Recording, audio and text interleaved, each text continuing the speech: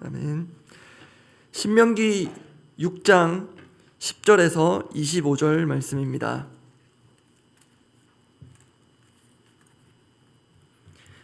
신명기 6장 10절에서 25절 끝절까지입니다.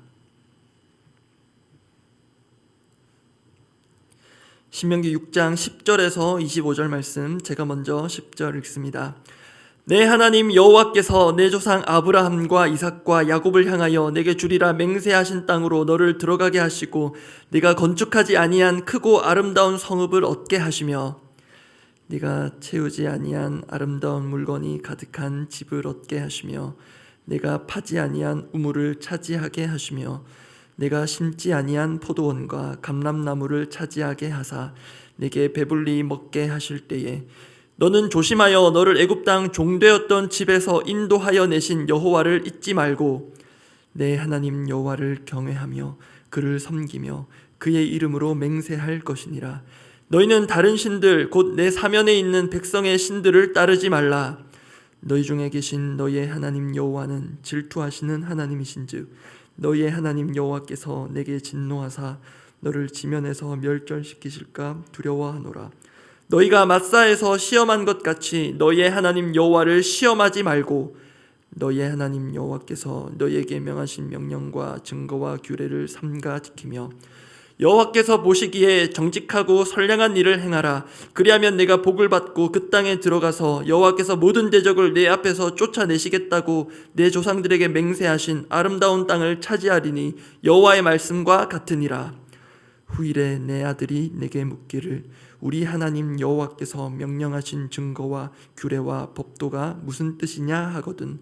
너는 내 아들에게 이르기를 우리가 옛적에 애굽에서 바로의 종이 되었더니 여호와께서 권능의 손으로 우리를 애굽에서 인도하여 내셨나니 곧 여호와께서 우리의 목전에서 크고 두려운 이적과 기사를 애굽과 바로와 그의 온 집에 베푸시고 우리 조상들에게 맹세하신 땅을 우리에게 주어 들어가게 하시려고 우리를 거기서 인도하여 내시고 여호와께서 우리에게 이 모든 규례를 지키라 명령하셨으니 이는 우리가 우리 하나님 여호와를 경외하여 항상 복을 누리게 하기 위하심이며 또 여호와께서 우리를 오늘과 같이 살게 하려 하심이라.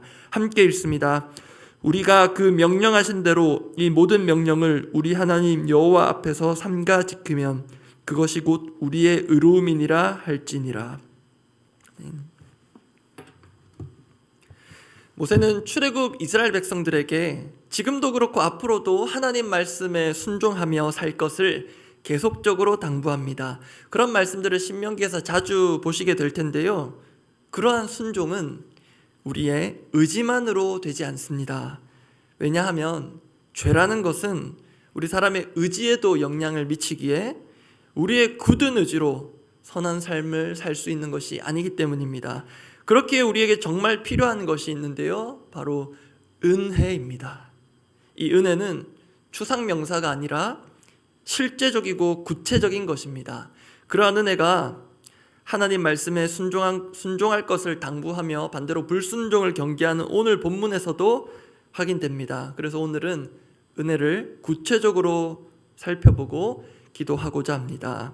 오늘 설교의 제목은 이렇습니다. 하나님의 은혜를 깨달은 자의 고백. 오늘 설교의 대제 타이틀인데요. 하나님의 은혜를 깨달은 자의 고백. 첫 번째는 우리는 자수성가가 아니라 신수성가한 사람입니다. 우리는 자수성가가 아니라 신수성가. 신수라는 것은 하나님의 손을 뜻합니다. 신수성가한 사람입니다. 모세는 앞으로 이스라엘 백성들이 약속의 땅에 들어가서 누리게 될 것들에 대해 말합니다. 그런데 거기에 반복되는 표현들이 있어서 주목할 필요가 있습니다. 오늘 보면 신명기 6장 10절에서 11절 말씀인데요. 10절 말씀 제가 읽습니다. 내 하나님 여호와께서 내 조상 아브라함과 이삭과 야곱을 향하여 내게 주리라 맹세하신 땅으로 너를 들어가게 하시고 내가 건축하지 아니한 크고 아름다운 성읍을 얻게 하시며 11절은 함께 읽어보겠습니다. 내가 채우지 아니한 아름다운 물건이 가득한 집을 얻게 하시며 내가 파지 아니한 우물을 차지하게 하시며 내가 심지 아니한 포도원과 감람나무를 차지하게 하사 내게 배불리 먹게 하실 때에. 반복되는 부분 확인되십니까? 너희가 앞으로 들어가 얻게 될 그 성읍도 집도 우물도, 포도원과 감람나무로 대표되는 먹을거리들도 그중 단 하나도 네 손으로 건축하거나 채우거나 파거나 심은 게 아니다 라고 합니다. 사실은 출애굽 이스라엘 백성들이 들어가서 밟게 된 그 땅도 그들이 죗값을 주고 산 게 아닙니다. 또 돈이 있다고 살 수 있는 땅도 아니었습니다. 하나님께서 그들의 조상 아브람, 그 이후의 조상들에게 약속해 오신 것을 하나님이 이행해 주신 것입니다. 그렇기 때문에 은혜라는 용어 자체는 추상명사이지만 우리는 그 은혜를 구체적으로 받아야 하며 또 깨달아야 합니다. 그러려면 먼저 지금 우리가 누리고 있는 많은 것들, 아니 우리가 누리고 있는 그 모든 것들이 내 손으로 이룬 것이 아니라는 겸허한 인정이 필요합니다. 내가 건축하지 아니한 성읍, 내가 채우지 아니한 집, 내가 파지 아니한 우물, 내가 심지 아니한 포도원 감람나무라고 합니다. 그런데요, 이것을 조금만 묵상해 보면 이것이 출애굽 이스라엘 백성들에게만 해당되는 표현들이 아님을 알게 됩니다. 제가 개인적으로 평소에 종종 새삼 놀라는 사실이 있습니다. 저는 초등학교 3학년 때까지 작은 가게가 딸린 단칸방에서 내 식구가 살았습니다. 정확한 평수는 기억이 나지 않는데요, 밤에 내 식구가 자려고 누우면 딱히 남는 공간이 없어지는 그런 방이었습니다. 그러다가 제가 초등학교 3학년 때 어느 날 이사를 갔는데요, 처음으로 제 방이라는 게 생겼습니다.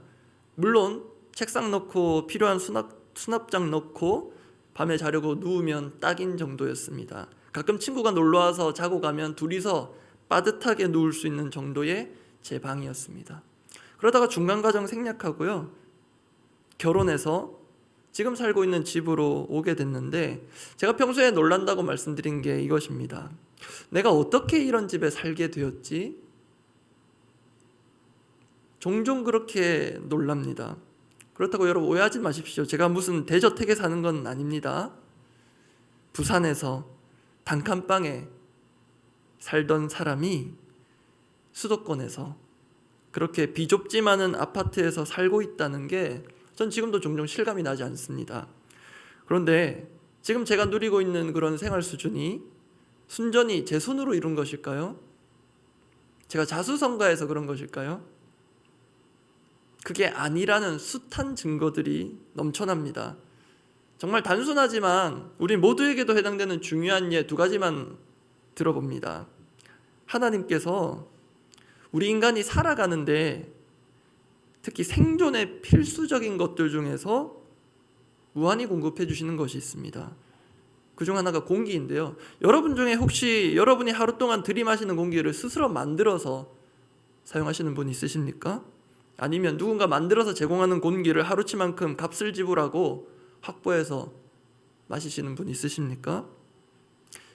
우리 사람은요, 처음에는 좋은 집 빌려서 살고 나중에는 좋은 집 사고요, 또 나중에는 내가 꿈에 그리던 나만의 집을 짓고 또 어떤 경우는 세컨드 하우스까지 짓고 그렇게 천년만년 살 것처럼 하지만 실은 숨 몇 분 몇 초 못 쉬면 생명이 위태로운 그런 존재입니다.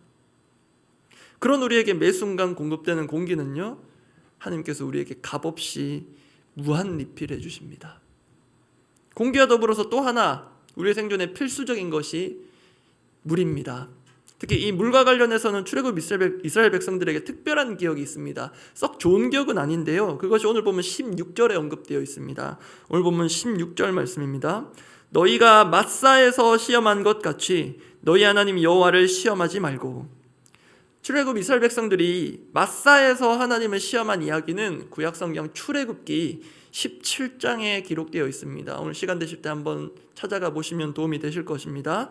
간단히 말씀드리면 광야에서 물이 없어서 백성들이 모세와 하나님을 향해 원망을 쏟아냅니다. 결국 하나님께서 모세를 통해 그들에게 물을 주신 이야기입니다. 그때 그 원망의 내용이 출애굽기 17장 3절에 있는데 제가 읽어드립니다. 거기서 백성이 목이 말라 물을 찾음에 그들이 모세에게 대하여 원망하여 이르되 당신이 어찌하여 우리를 애굽에서 인도해 내어서 우리와 우리 자녀와 우리 가축이 목말라 죽게 하느냐. 맞는 말입니다. 목이 마르고 마르면 사람은 살지 못합니다.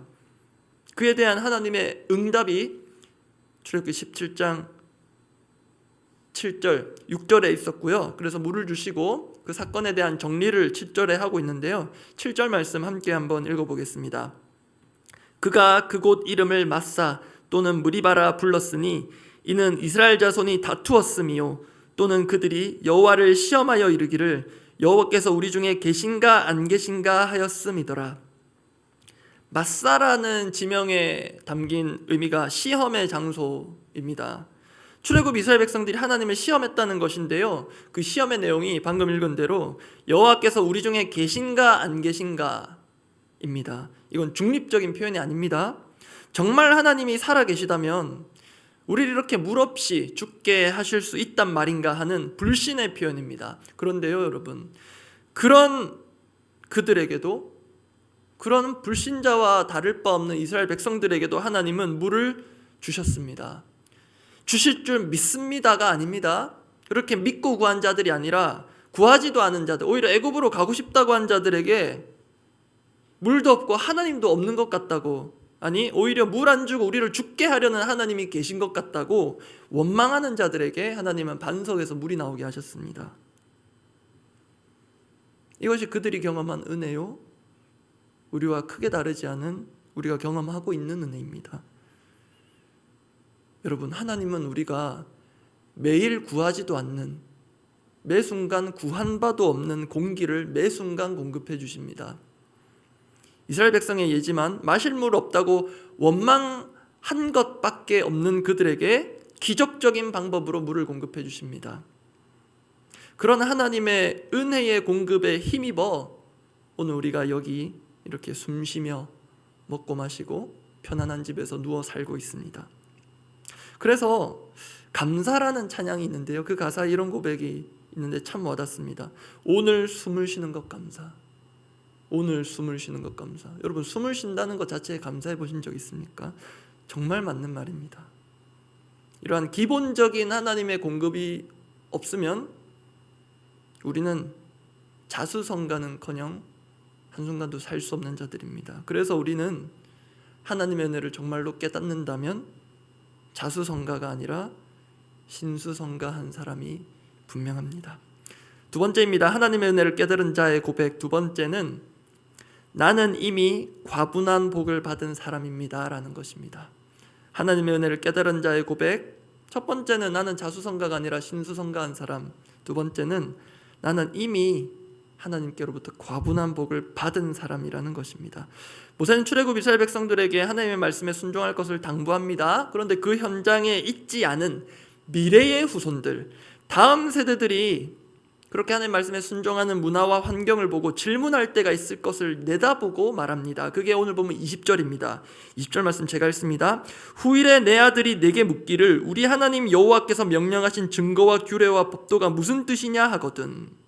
우리식으로 와닿게 바꾸면 이렇게 될지 모릅니다. 엄마, 아빠, 우리 집은 왜 주일마다 교회 예배 드리러 가는 거예요? 헌금은 왜 내는 거예요?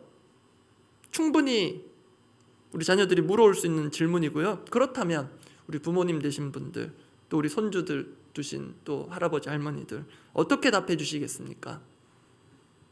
오늘 본문은 잘 보면 이 20절 질문이 있고요, 제가 보기에 그 답은 조금 더 내려가서 24절에 있는 것 같습니다. 그 질문과 답을 같이 볼 텐데요, 24절 말씀만 함께 읽어보겠습니다. 여호와께서 우리에게 이 모든 규례를 지키라 명령하셨으니 이는 우리가 우리 하나님 여호와를 경외하여 항상 복을 누리게 하기 위하심이며 또 여호와께서 우리를 오늘과 같이 살게 하려 하심이라. 어떻게 보면 단순한 답입니다. 하나님께서 지키라 명령하셨다. 그리고 순종하면 복 받는다. 이걸 답으로 인정하고 안 하고는 다음 세대들 몫이고요. 이게 분명한 답입니다.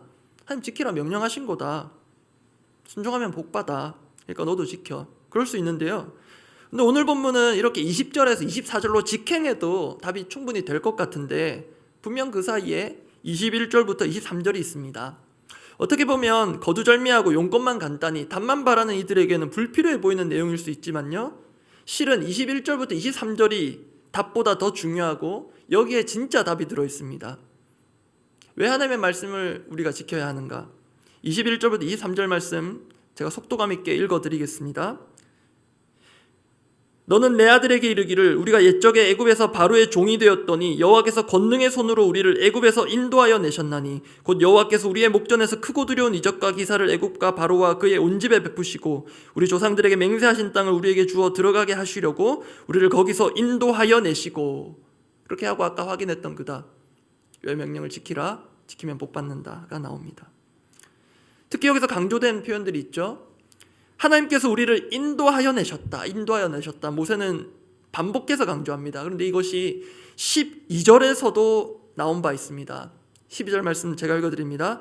너는 조심하여 너를 애굽 땅 종되었던 집에서 인도하여 내신 여호와를 잊지 말고. 이 인도하여 내신 것의 의미를 풀면 하나님께서 우리를 구원해 내셨다가 됩니다.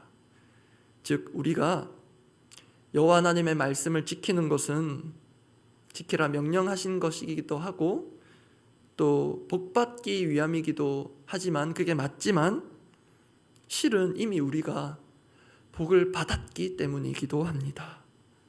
우리는 말도 안 되는 구원의 복을 받았습니다. 그 구원의 복이야말로 그 누구도 자수성가함으로 얻을 수 없는 전적인 하나님의 손으로 이루어지는 신수성가의 복입니다. 말씀 정리하겠습니다. 요즘 이런 말이 있습니다. 내돈내산 들어보셨습니까? 내돈내산. 내 돈 주고 내가 산 거라는 단순한 뜻입니다. 참고로 협찬받은 게 아니라는 그런 인증의 의미에서 출발한 표현이긴 한데요. 내가 내 돈 주고 산 내 거다. 여기에는 그러니 당당하다라는 의미가 있습니다. 그리고 특별한 유튜브 크리에이터뿐만이 아니라 일반적으로도 쓰는 표현이 되어버렸는데요.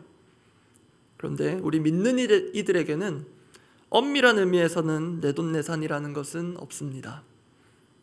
조금 표현이 어색하지만 주돈주산, 주님께서 주신 것으로 내 것이 아닌 주님을 위해서 사고 주님을 위해서 살아가는 사람들이 우리들입니다. 주님께서 주신 것도 은혜요, 주님 위에 살 수 있는 것도 은혜입니다. 그러한 은혜가 가득한 더 사랑하는 공동체 되기를 바랍니다. 기도하겠습니다. 오늘 본문에 반복적으로 나온 표현이기도 하고 십계명의 서문, 십계명 이해하는 데 결정적인 구절이라고도 말씀드렸던 신명기 5장 6절 제가 다시 읽어드립니다. 나는 너를 애굽 땅 종되었던 집에서 인도하여 낸 내 하나님 여호와라. 나는 너를 애굽 땅 종되었던 집에서 인도하여 낸, 살려낸, 구원해낸 내 하나님 여호와라. 그 하나님이 오늘 이 새벽에도 우리에게 말씀하시며 우리 앞에 와 계십니다. 그래서 우리의 기도 제목이 이렇습니다. 우리는 순종함으로 말씀에 약속된 복을 누리고 받는 자들이기도 합니다. 그렇지만 순종할 수 있는 말씀 주신 것, 우리가 본당에 그리고 화면 앞에 일어나자마자 하나님 말씀 앞에 앉을 수 있다는 것, 이것이 얼마나 큰 은혜인지 모릅니다. 그리고 우리의 마음은 악하고 또 연약하나 순종할 수 있는 마음을 주신 것이 기적적인 복이며 은혜입니다. 오늘도 신수성가, 하나님의 손으로 내 삶이 유지되고 더 풍성해지는 은혜를 경험하고 그러한 은혜가 이웃들에게로 흘러가는 은혜의 통로로 우리를 사용하여 주시옵소서. 그렇게 감사하는 마음으로 기도하겠습니다. 아버지, 내가 살아가면서 많은 것들 내 수고와 노력과 땀으로 열심히 모으고 벌어서 또 세우고 이런 것이라고 착각할 때가 있음을 주여 겸허 인정하기를 원합니다. 주님, 이 설교 한 문장도 내 힘으로 쓸 수 없음을 주님 아십니다. 말씀 앞에 늘 막막하지만 결국 주님께서 부어주신, 알려주신 것들이 이 여백들을 채우고 또 우리에게 주시는 하나님의 말씀으로 들려지게 하심을 감사합니다. 주님, 주님 주신 것이 아니면 한순간도 살 수 없는 자들인데 하나님께서 베풀어 주신 것을 망각하고 내가 이룬 것이 최고인 것처럼 의기양양하게 떳떳하게 믿음 없이 그렇게 당당하게 살아가는 우리에게 주님 건강한 부끄러움을 주시고 하나님께서 베풀어 주신 은혜를 정말로 깨닫고 오늘도 내 손이 아니라 하나님의 손으로 이룩되고 구축되고 세워져가는 우리의 삶과 이 교회를 보게 하여 주시옵소서. 오히려 내 손으로 세워 올리려다가는 더 망가지고 더 상처받고 더 힘들어지는 과정들을 우리가 겪었기에 주님, 우리가 하루속히 한순간이라도 속히 하나님의 은혜를 절실히 깨달아서 정말로 내가 아니라 하나님이 하셨다는 것이 립서비스가 아니라 우리 온전한 고백이 되도록 주여 참된 은혜를 우리에게 허락하여 주시옵소서. 우리 공동의 기도 제목들을 두고 기도하겠습니다. 우리는 교회 공동체로 모였습니다. 하나님 불러주신 자들입니다. 그렇기에 정말로 은혜가 필요합니다. 은혜로 이 교회가 세워져 가야 하겠습니다.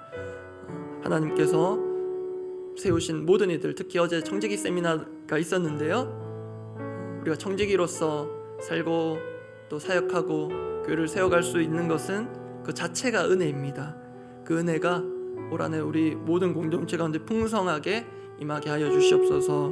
그렇게 세우신 이들을 위해서 중보하고 또 청지기로 각자가 서신 분이라면 자신을 위해서 그렇게 축복하며 기도하겠습니다. 그리고 오늘 더사랑 신약 통독 8일차 진행됩니다. 이제 거의 이제 반환점처럼 이제 왔는데요. 전체 15일 일정 가운데 오늘 8일차에도 주님 은혜를 주십시오. 우리의 성취감을 넘어서는 하늘로부터 떨어지는 그 은혜를 주셔서 그 은혜에 젖어서 오늘도 또 남은 통독 기간에도 참여할 수 있도록 은혜 주시옵소서. 그리고 오는 주일에는 풍성한 삶으로의 초대 일기 종강 모임이 있습니다. 그간 이끔이와 따르미 간에 있었던 은혜들을 잘 정리하고 그렇게 간증문에 담고 또 서로의 그런 은혜의 간증들을 잘 나누고 그렇게 은혜가 더욱 풍성해지는 그런 시간들이 되게 해달라고, 그렇게 이끔이와 따르미가 되신 분들은 또 이 종강 모임을 기대하는 마음으로 기도로 준비하시면 좋겠습니다. 그렇게 기도하고 각자 기도하시고 돌아가시겠습니다. 기도합니다. 하나님, 정말로 이 교회야말로 은혜로 세워집니다. 주님, 사람의 손으로 효율을 따지고 합리를 따지고 그렇게 해보려고 할 때마다 좌절을 경험하는 것이 오히려 주님 은혜이며 이 교회가 바른 길로 가는 것임을 깨닫게 하여 주옵소서. 주님, 내 교회는 내가 세운다고 하셨으니 주님께서 당신의 교회를 당신의 방법과 당신의 뜻대로 세워가시는 것을 우리가 보게 하시고 그 뜻 가운데 우리가 순종하는 자들 되게 하여 주시옵소서. 내가 원하는 교회, 내가 볼 때 이상적인 교회, 내가 경험해봤을 때 최고였던 그런 교회, 그런 교회들을 반복해내는 것이 아니라 정말로 주님께서 우리에게 원하시는, 정말로 주님께서 세우시고자 하시는 그 교회 세움에 있어서 우리가 온전한 수족이 되어 주님의 손과 발 되어 그렇게 주님 교회 세워감에 순종함으로 사용되는 이들 되기를 원합니다. 주님, 특히 어제 청지기 세미나가 은혜 가운데 치러지게 하심을 감사합니다. 우리 모든 청지기들이 정말로 내 것이 아니라 하나님의 것을 받아서 하나님의 뜻대로 사용하는 청지기라는 것을 기억하고 그것이 교회 사역뿐만이 아니라 우리 모든 삶 가운데 하나님 위해서 살아가는 삶 가운데 그 청지기 정신과 의식과 그 신앙이 하나님 배어 나올 수 있도록 우리를 새롭게 하여 주시옵소서. 주님, 우리 공동체가 함께 신약을 통독하고 있습니다. 주님, 읽었다는 성취감, 읽었다는 그 흔적만 남는 것이 아니라 주님의 은혜가 구절구절마다 성경책을 넘어가는 그 페이지마다 배어 있게 하여 주시옵소서. 주님, 이 말씀을 읽고 들을 수 있다는 것, 그것 자체가 얼마나 큰 은혜인지, 내 손에 들려진 이 신약 성경이 있다는 것이, 우리의 글로 번역된 이 성경이 있다는 것이 얼마나 큰 은혜인지 성경을 펼 때마다 절절히 깨닫고 누리게 하여 주시옵소서. 풍성한 삶으로의 초대 일기 종강 모임을 앞두고 있습니다. 주님, 그간 이끔이와 따르미 간에 나누었던 그 복음의 내용들, 그것들이 풍성한 은혜로 잘 정리되게 하시고 또 앞으로 실제로 이 복음이 필요한 자들에게 이것들 가지고 가 닿을 때마다 하나님 은혜의 역사가 일어나도록 주여 역사하시고 우리를 복음의 도구로 사용해 주시는 것을 정말로 귀한 은혜로 여기고 감사함으로 주어진 사명을 감당하는 모든 이끔이 따름이 되도록 은혜를 베풀어 주시옵소서.